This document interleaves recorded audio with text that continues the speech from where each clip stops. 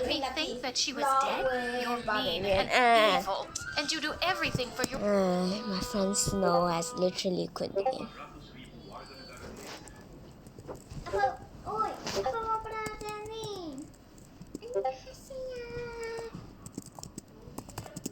Konnichiwa.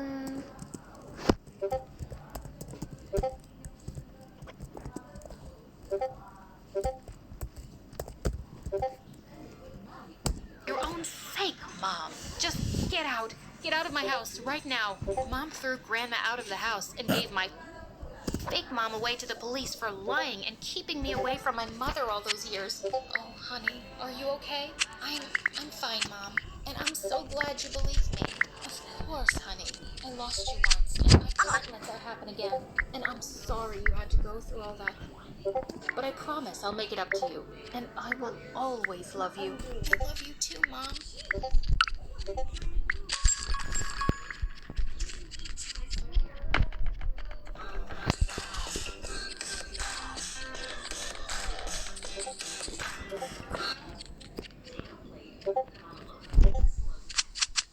Once when I was 5, I was at the grocery store when suddenly I heard loud voices behind me. A mean-looking woman was screaming at my sister Nancy for taking the last toilet roll. Oh no, I knew what was coming next. Don't you shout at her, you witch! She's gonna faint! I caught Nancy just before she hit the ground. The woman looked shocked and someone started calling an ambulance. Don't worry, I can take care of this. And with that, I started rocking Nancy and singing in a calm voice. Twinkle, twinkle, little star, you're a diamond, yes you are. Everyone was looking at me like I was crazy, but Nancy opened her eyes soon. I helped her get up, and as we were leaving, I stomped on the woman's foot. Hi, my name is Mira, and I was born 15 years after my sister Nancy. And ever since I can remember, Nancy's had this crazy problem called cataplexy. Every time she's really angry or stressed, she faints. One time, a bully in the park pushed me off the swing, and as Nancy stepped forward to yell at her, she just fainted on top of her. I couldn't stop laughing as the girl screamed till her parents came to her rescue. Mom worked as a maid, and we were poor, but we were happy together. I was especially close to Nancy because she always had my back, and I had hers. Soon after I'd passed 8th grade, Nancy came home with some great news one day. She was hired as a teacher in a private school, and I could attend it for free. I was awestruck on my first day there. Everything and everything was so No! I When lost the all bell my rang for fucking recess, stuff. a girl named Lexi shrieked. OMG, let's go outside. My parents must be here with my birthday present. And she and her minions rudely pushed me aside on their way out. I followed them out of curiosity, and my jaw dropped when I saw a pink sports car drive up, and her parents jumped out. But suddenly, Lexi went ballistic. Are you kidding me, Daddy? A Mercedes? My name is freaking Lexi, and I wanted a freaking Lexus with a number plate saying Lexi. Are you guys morons? You're ruining my life. And then she started pulling her dad's hair, and he started crying and apologizing. Gosh, what planet were these people from?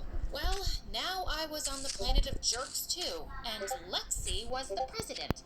One day in class, the teacher was testing out our mental math skills and asked, "What's the probability of rolling an even number on a dice?" Lexi's hand instantly shot up. I don't know, but it's definitely higher than the probability of you ever finding a boyfriend. As the teacher's face turned red, I felt terrible. Hey, that's really rude. Didn't anyone teach you any manners? The class fell silent, and Lexi stared at me like I had killed her cat. You think I can't tell how poor you are? Someone like you shouldn't be messing with someone like me. That was stupid times infinity.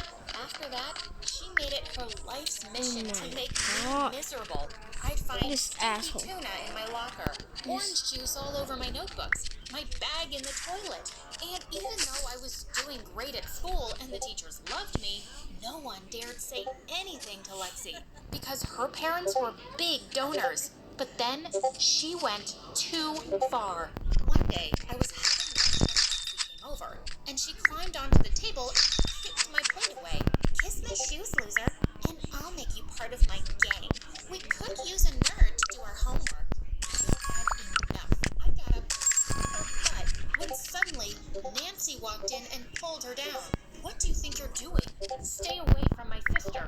Sister? Wow, I do see the resemblance actually. You both look like some homeless people let you borrow their clothes.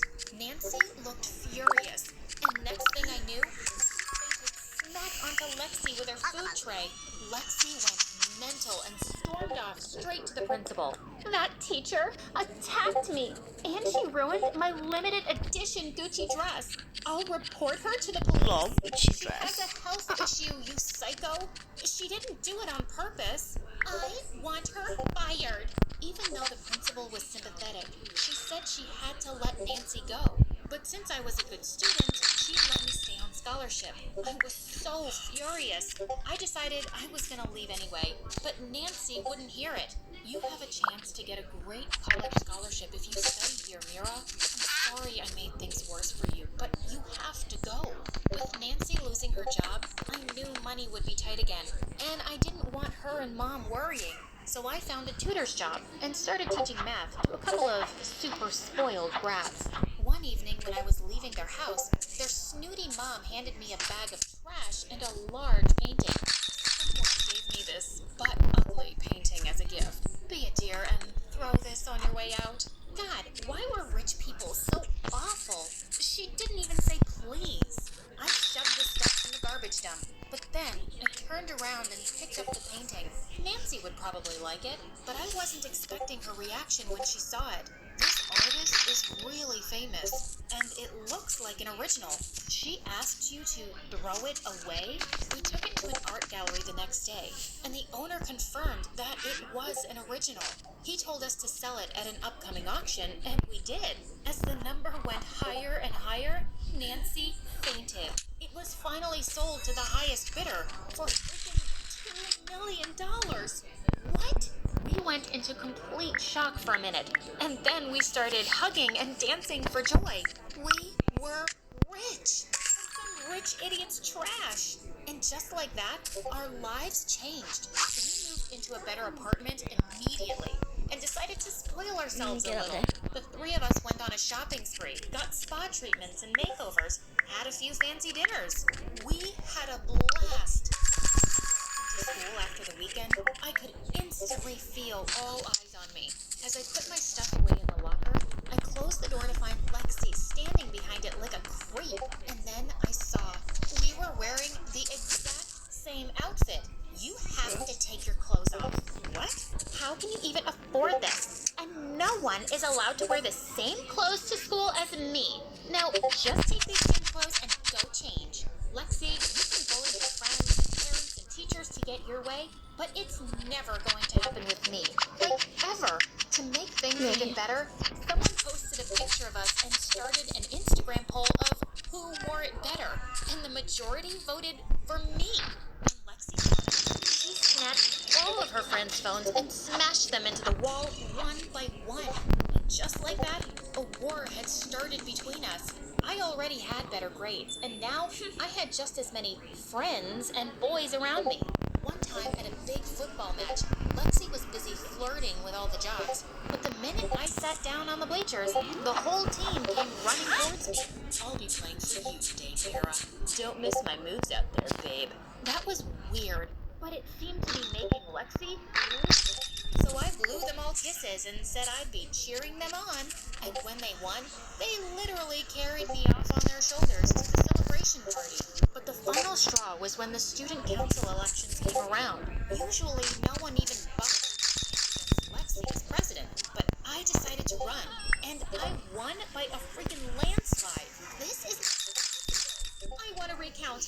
I smell foul blood. Lexi, it's about time you understood that people might fear you, but they'd rather vote for someone they actually love, and that's not you. I won fair and square, so deal with it. Well, she did deal with it, in a way I didn't see coming. I've been working for months with my teacher on a math research paper for a university competition. Winning it could get me a full scholarship after high school. So when my teacher called me one evening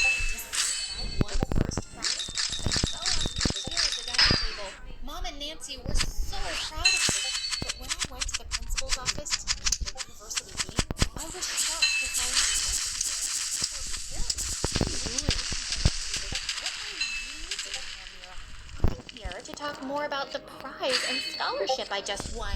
I looked around at everyone in shock. And then I just snapped. Oh my god, you mean the scholarship you just bought? Mommy and Daddy's money? Because you aren't smart enough to win anything. Lexi snarled and attacked me, pushed me straight forgot into the about principal's desk. I grabbed a bottle of ink and flung it into her office. As the principal screamed and Lexi's parents tried to stop her, she just kicked them. When the grown-ups finally managed to pull us apart, the principal was furious. That's it. I don't care how much you donate, sir. One more incident like this, and Lexi will be expelled. And with that, he pushed us all out. As I was about to storm off angrily, I turned to Lexi's parents. You guys have raised a monster. Can't you see she has no respect for anything or anyone? Not even you? You can buy her everything she wants, and she's never going to love you or thank you for it. For the next few days, I pretended like Lexi didn't even exist. And then she didn't come to school for a week. No one was happier than me.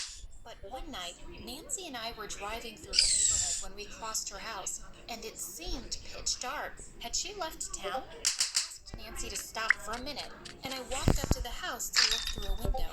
I found Lexi sitting with her parents on the floor, eating with candles on. There was no furniture. What was going on? I can't even see what garbage I'm eating. How can we not have any electricity? This is what it means to be broke, Lexi. We can't pay for things. Ugh, I hate you, Dad. I've never been born to a loser like you. It's not my fault the market crashed. You want me to put you up for adoption? Well, here I wasn't right. You're awful. I sneaked away from our house, feeling super weird. Lexi was poor now? The next day at school, I saw Lexi was back, but she was cornered by the other girls from class. Is it true, Lexi? The paper said your dad is totally broke. Are you too poor to afford shampoo now? Your hair looks like it hasn't been washed in a week. Gross. I was about to walk away, but something about Lexi's tear-stained face made me stop, and I pushed through them. Can everyone please, for once, stop being a big jerk around here? You don't have to punch somebody when they're already down. With that, I took Lexi's hand and led her away from the rest. Bro. She wiped away her tears and stared at me in shock. Why did you do that? Why would you help me? You certainly don't deserve it, but it was the right thing to do. I don't think someone as heartless as you would really. That was the last I ever spoke to Lexi. Her locker was cleared up soon after, and she and her parents had left town for good. But I got a call the very next day from the university dean, offering me the scholarship again. No thank you, sir. I've lost all respect for you and your university, because anyone could buy you if they had enough money.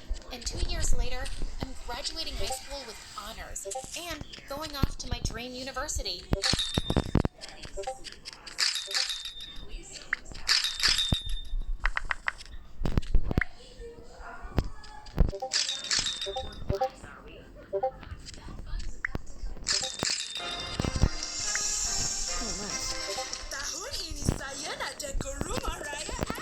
Shut up. I said shut up. Hi there, my name is Mishka, and for the longest time, I was the only girl in my whole village. Before we continue, please hit like and subscribe. This village was stunning and bountiful, but for ages, our people thought this land was cursed. Before me, no girl had been born in this village for Hello, my name is Lily, and I live in a hidden village high up in the mountains. My father was from a long line of wealthy traders and we built a huge wall around the town to keep us safe, and the kids were forbidden from going outside. Honestly, that meant we tried to leave all the time. We would dare each other to get past the gates, but there were 100 guards ready to stop us. The others laughed it off, but I was mad. My father went out for trade all the time. Why couldn't I? When I was 10, I sneaked into his bags before a trip, and I jumped out once the carriage left town. Woohoo! I'm outside with you, Papa! He screamed, and his dogs almost jumped on me. Father made the carriage turn back, but he made a stop on the way and showed me a dark, chilly forest. This is the outside world, Lily. It's full of horrible monsters and bad people. As the future chiefess of our town, you have to be inside to be safe. I believed my father completely, and I raced back into the carriage. When I reached home, I told everyone who would listen all about it. Father said there are monsters with giant teeth who chase you, and it's always dark and cold. I'm never going outside again.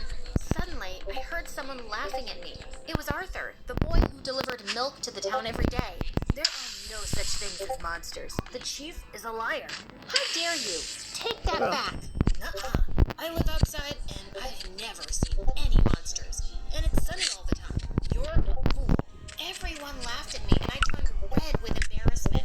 People started asking Arthur what he had seen, and he said there were towns way bigger than ours. There was even something